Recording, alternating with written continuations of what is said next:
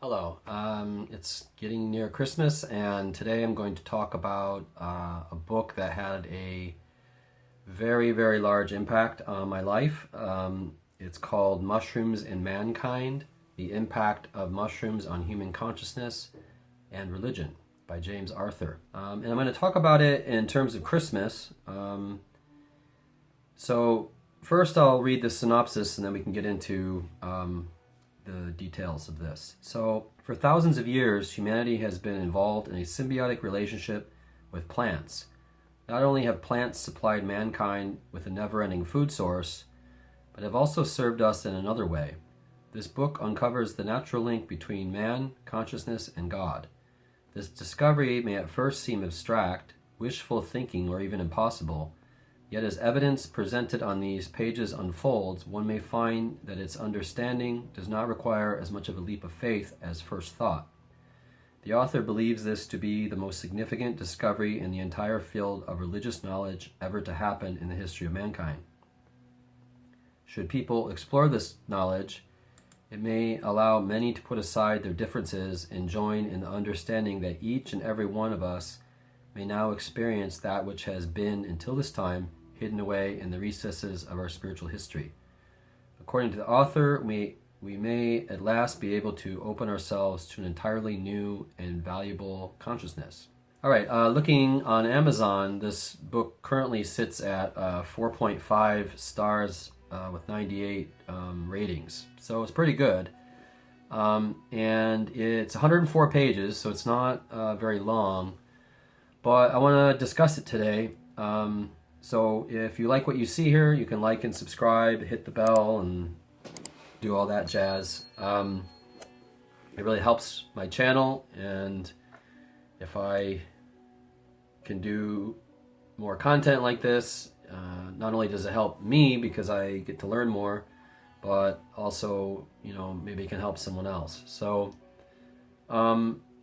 this book is basically a comparative religion book in some ways, but it also has to do with psychedelics, specifically the Amanita muscaria mushroom, which is sometimes called fly agaric.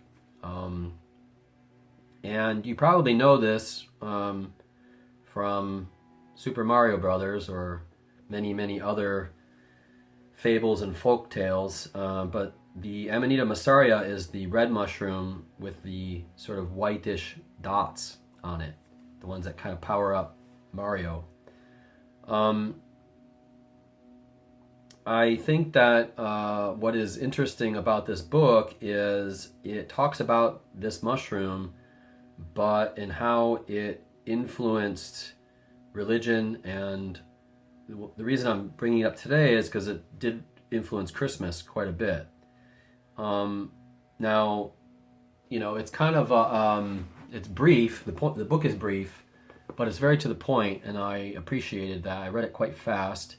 Actually, my cousin introduced me to it many, many, many years ago, and it kind of blew my mind. At that time, I was experimenting a lot with psychedelics, and we were kind of on a journey, let's say, and eventually I actually did this fly agaric, and it was a very mind-bending experience that I got a lot of insight from. So with that in mind, I never would have done it if I had not gotten this book, probably, because this kind of influenced me into investigating it. Now, if you're into like Terence McKenna, or you like The Golden Bough, there's a lot of things in here that you'll really appreciate. I'll put the link in the description if you want to check it out. But what I'm going to talk about today mostly is the Christmas connections with this book. A lot of people don't realize that much of the iconography of Christmas actually comes from this mushroom, and also the Holy Grail. Different historians will argue about these claims, but I think there's a lot of evidence in this book to say that it's pretty spot on. The first thing is the obvious red and white connotation connected to Santa Claus, who is kind of like the Siberian shaman figure. Kind of the myth around these is that when you're in the forest foraging, during the day you could be looking under trees, typically pine trees, which has obvious symbolism, and you might not find anything. But then overnight, the mushrooms appear, and they're like gifts. And ironically, apparently, a lot of the reindeer eat the mushrooms, and hence the reindeer can fly. So if you dismantle the whole mythology around Christmas, it really gets into this kind of sort of Siberian or Northern European old man shamanic atmosphere, let's say. In the old days, they used to dry their stockings over the fire, right? Well, they also used to dry mushrooms in the stockings over the fire.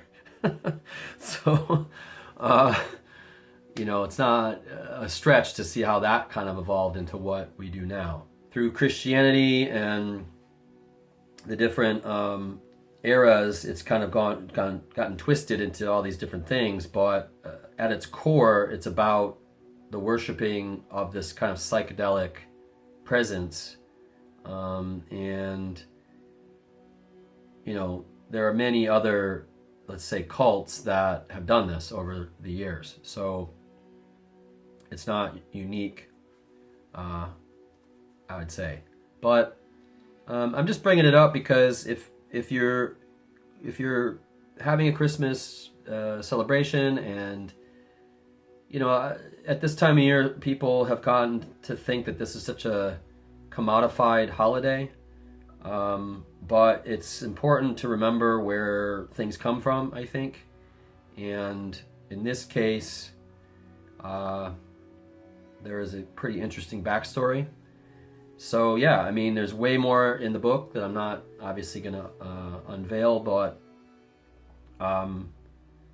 just try to remember that the holiday isn't just about buying things or, parties or, that kind of thing. It can also be a very deep connection to the earth and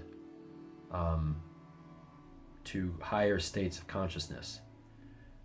So, with that said, I hope you have a Merry Christmas and a Happy New Year and all the other happy holidays. So, if you like any of this, you can hit the like button or subscribe, or if you have any questions about this book or any other books that are similar to this that you want to recommend, you can leave those in the comments. But I think that's about all I have. Merry Christmas.